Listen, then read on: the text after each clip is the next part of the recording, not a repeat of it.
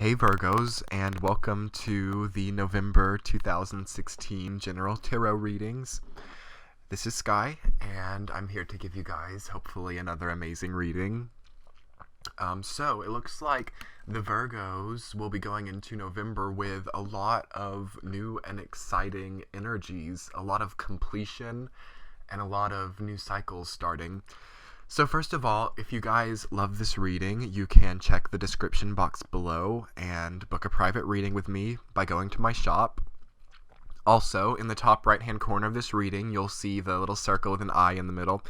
If you click on that, you'll see just different useful links, like links to the old, previous monthly readings, links to my shop, and anything else that I, sort of feel the need to put in.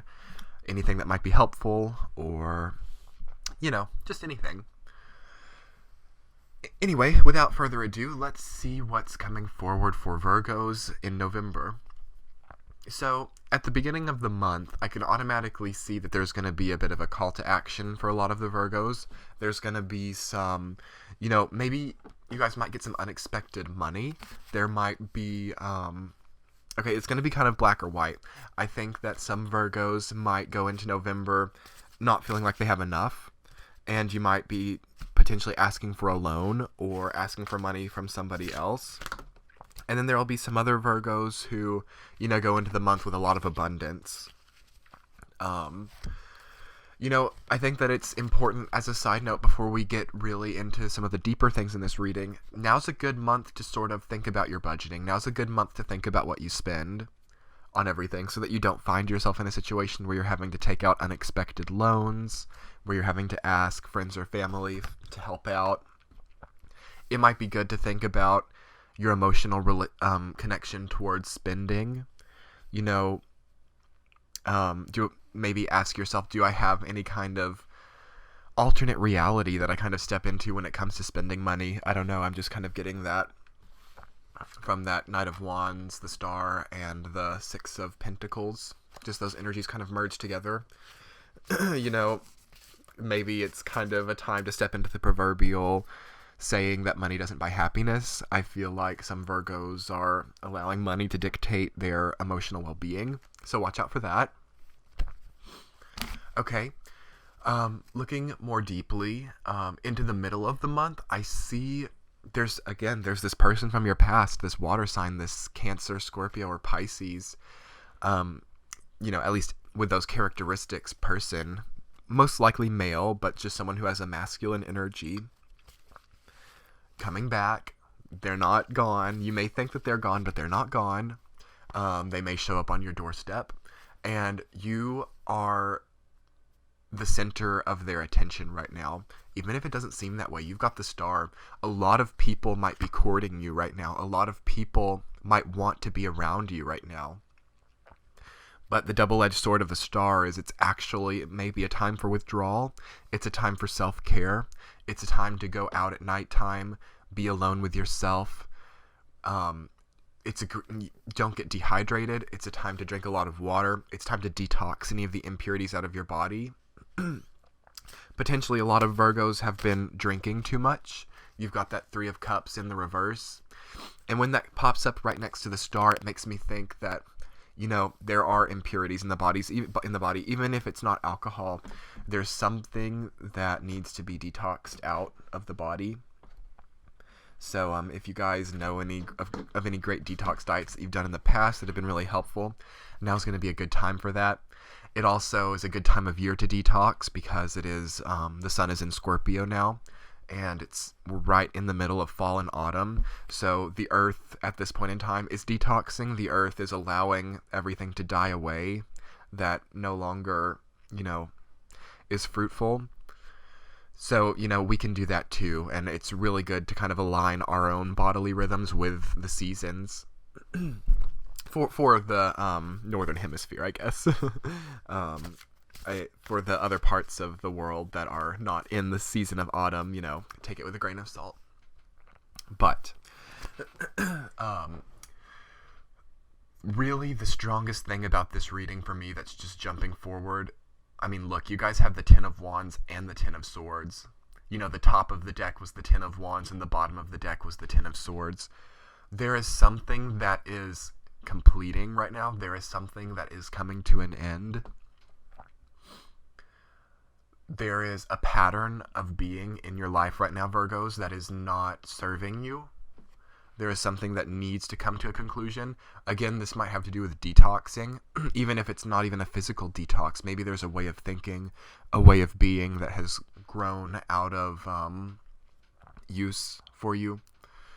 And at this point in time, it's too much to carry. It's too heavy. This could be other people's emotional needs.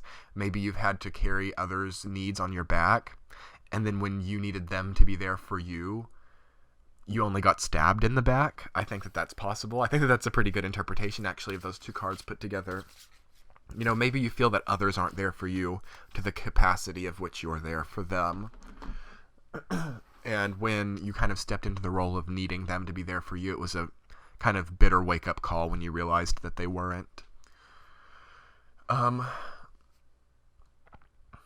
There's no reason to hold on to it anymore. Maybe have that dialogue, tell these people how you feel, and then choose to move on. That's probably the best idea. I don't see, wherever it's gone difficultly for you Virgos, like whether it's been in a love relationship, whether it's been at work, whether it's been a friendship or familial relationship, that one where you got stabbed in the back, you all know what I'm talking about. It's time to move forward. It's time to make use of this time of year to allow things to die back. Because if you don't, it will be really hard to allow new growth. If you choose to keep taking on these people's BS, it's going to be really hard to allow your own body, your own self, to move on, to have new abundance in your life. And you need new abundance, Virgo. There's something very worn out. There's something that's just not functioning the way that it needs to be. It feels impossible to take on the new projects that you want to because you're so overbooked with picking up other people's lives, picking up the pieces of other people's lives. That's coming forward for me. And there just needs to be more of a balance in the future with your new relationships that you start to make. Understand when you're carrying more than you can take. Understand the sort of, what's the word that I'm looking for? The signs that others will not be there for you when in your time of need. Like, you've had this so much in your life by now that it should be pretty clear, the red flags and the signs that, this person isn't going to be there for me when I need them. Because growth is so important right now, Virgos. Like, the lessons are there. The experiences are there. You've got those 2 tens. All the experiences are there. Now it's time to accept them for what they were. And it's time to really just move forward. Learn the lessons, but move forward and allow new growth to ensue. Because, there's a lot of creative energy going into November. You guys have that upright Knight of Wands. Potentially, you guys could accomplish a lot in the field that you love. This might not necessarily be your job. It could be, if you love your job. This is your art. This is your passion. This is your, what gives you that spark. There's so much to accomplish in that realm in November. But if you're carrying other people's needs on your back, and if you're constantly being turned around and stabbed in the back for doing that, what can you really accomplish that gives you that spark? What if that takes that spark away? That's not what you need right now, Virgos. You don't need that. You've had too much of that. It's time to be the star of your own existence. You don't have to be, okay, here's something that's coming forward. Maybe you feel that if you carry other people's problems, and even if they do stab you in the back, you're still a star to them. You're still in that circle of people. You have such kind of almost seniority and superiority, and people think so highly of you because you've almost martyred yourself for other people's well-being. That's something that you can let go of. because you will still be that even if you prioritize yourself. People will appreciate that. Certain circles of people will admire that a lot more than taking on other people's problems and allowing yourself to be stabbed in the back. Because I can almost guarantee you that these same people that make you out to be such a great person, you know, when you're there, that make you out to really be great, you turn around, you walk out of that room, they stab you straight in the back.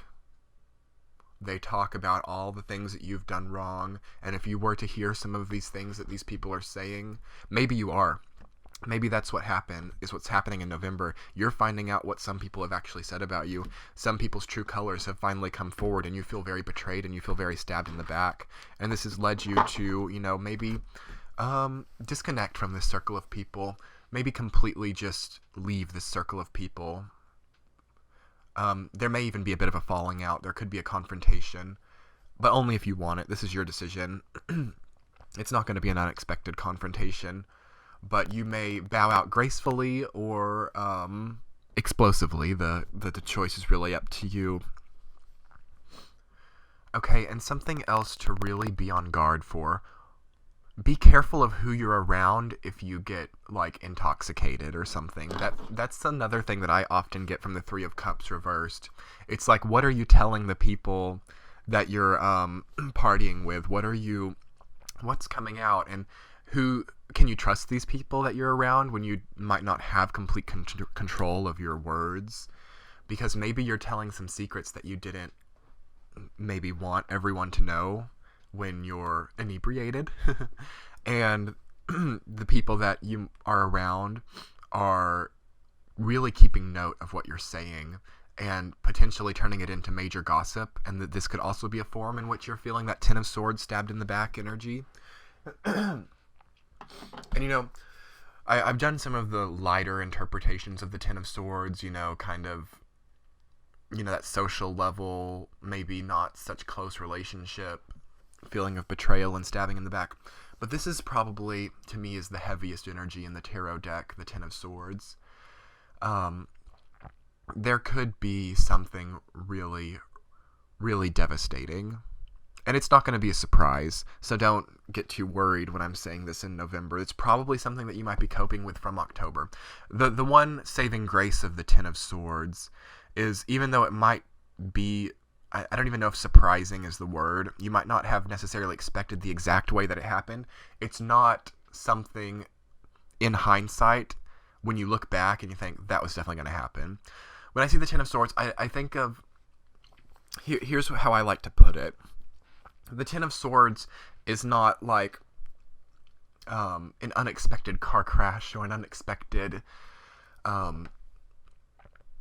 robbery or break-in. You know, not with the cards that are around it in this reading. The Ten of Swords is the end to an abusive relationship that had a long amount of torrid difficulties, months and months of signs that it was going to happen. And even when it actually happens, there can still be that element of surprise. But when you look back, you saw it coming. You know what I mean? That's sort of like the Ten of Swords tends to, because it's a process. It's a 10. So it's gone 1, 2, 3, 4, 5, 6, 7, 8, 9. It's had all those stages and it's all built up, and you know, it's kind of, you get that. To me, the Ten of Swords is kind of a representation of the Tower and death and the major arcana.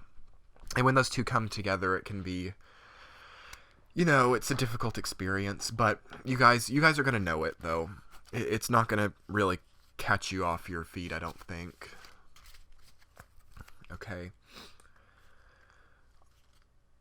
I think also in November, it's a good time to pay attention to your dreams. That's another thing with the Star and the Knight of Wands there, kind of taking it more positive. You know, yes, the dreams that you have when you are asleep, those are important to pay mind to. You've got so much water in the Star that those can kind of be a representation of dreams or psychic elements. But I mainly mean like your sparked aspirations, like the aspirations in your life that aren't your day job, unless you love your day job. Now's really a time to pay attention to like what you're doing to accomplish those things. Is it possible to devote more time to that? That's going to be great for you in November. It's just really good time to have a level of consciousness about your aspirations. Consciousness is a good key word, I think. If you're getting together with coworkers or even with friends, anyone who's not like your closest, most trusted people, keep your consciousness about you. Don't lose your consciousness, because you've got to be careful of who's around you when you lose your consciousness. Those are key words. And that could actually be, I think, the best piece of advice for the Virgos. If you're out and of your own choice obliterating your consciousness, you're likely to potentially find yourself in a circumstance that's not great. It's going to come back to bite you. It's going to find you if you, it's one thing to be in the comfort of your home. It's one thing to be with people that you trust, but keep your consciousness with those that you don't trust. That's the key word for November. I wish you all the luck with it, Virgos, and if this reading really resonated with you, you can check out my shop linked in the description box. Keep your consciousness, guys.